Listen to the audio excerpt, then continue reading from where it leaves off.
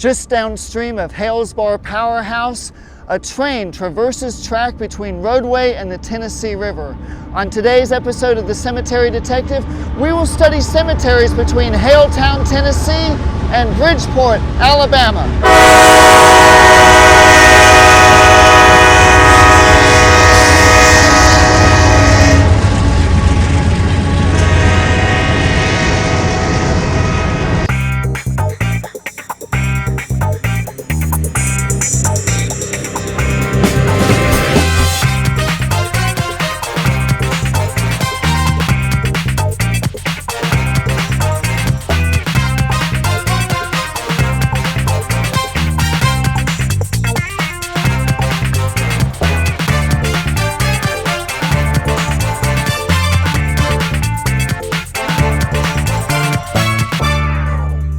I'm beginning this cemetery expedition in Whiteside, Tennessee at the Running Water Trestle. The railroad bridges of this area have long and convoluted histories dating back to the original covered bridge that was destroyed by the Confederate troops to thwart the advancing Union Army. But the history of this area goes back even further. The great tribal warrior Dragging Canoe lived here through the final years of his life as he attempted to preserve the Cherokee culture against Euro-Americans who used the nearby Federal Road to access Cherokee lands. High atop Etna Mountain is a cemetery full of hand-carved gravestones bearing antiquated spellings of familiar words. In the valley below, the Tennessee River meanders past Halesbar Dam Powerhouse and Hale Cemetery. But there is another Hale Cemetery about a mile downriver. I pull onto an abandoned roadway and duck beneath a locked barricade to stroll overgrown asphalt where honeysuckle reclaims what man had paved over decades ago. Peering through thick foliage, I spy several grave markers in Hale Cemetery dating back to the first quarter of the 20th century. 1 mile further down the road, I approach a man and woman mowing their grass. They are wary of me, but as I explain I am researching cemeteries in the area, the gentleman allows me across his property to find the graves of Melinda and Aletha Graham buried in the densely wooded lot of Graham Cemetery. A train that has recently crossed the Running Water Trestle traverses a stretch of rail between Shell Mound Road and the Tennessee River. More cemeteries dot the landscape. As closely as I can, I follow the train tracks to visit each cemetery along the way.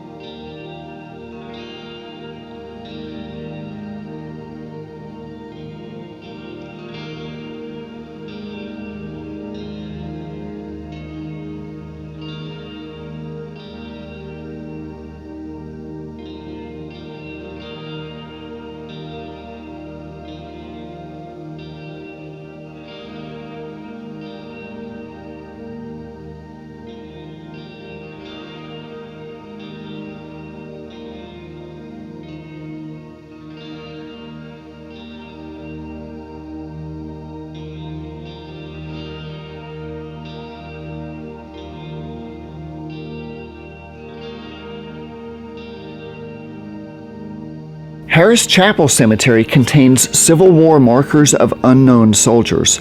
Also, there is this terrific example of a high wall enclosure protecting grave sites of the earliest members of this community.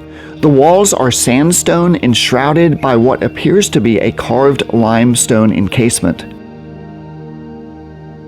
As the railroad tracks take a big bend southward, I lose sight of where they go.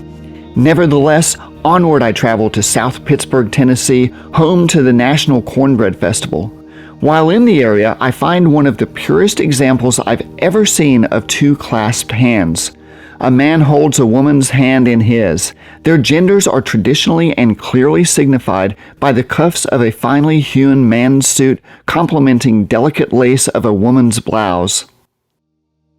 In South Pittsburgh City Cemetery, I am entranced with these two above-ground tombs or grave covers standing in front of an abandoned moss-covered brick building. Gravestones and family plots cover the hillside. South Pittsburgh's heritage is evident in the cemeteries adjacent to the chapel on the hill. Similar to Harris Chapel Cemetery seen earlier, Gunter Cemetery includes these fantastic high wall surrounds protecting the graves of Gunter ancestors.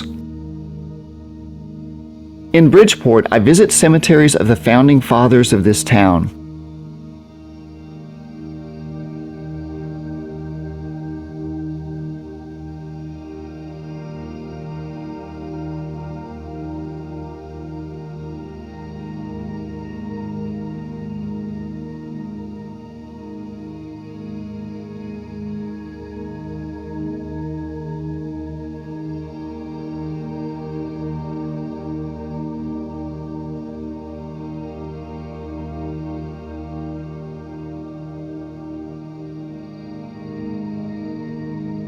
After stopping at the Bridgeport Railroad Museum, I once again gain sight of the train as it crosses Bridgeport Lift Bridge across the Tennessee River to Long Island, where farmers plow their fields.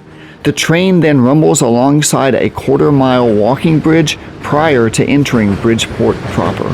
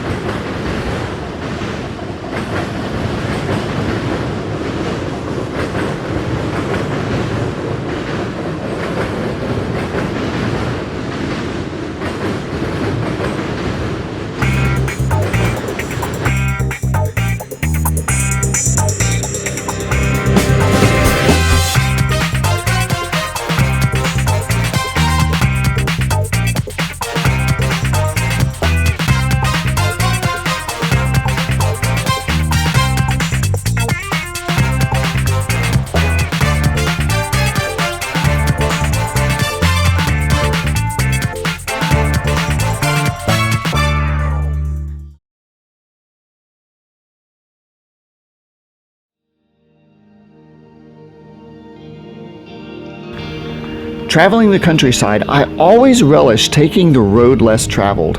On my way home, I pass a handmade wooden sign pointing the way down a narrow country lane saying nothing more than shrine. What I find is completely unexpected.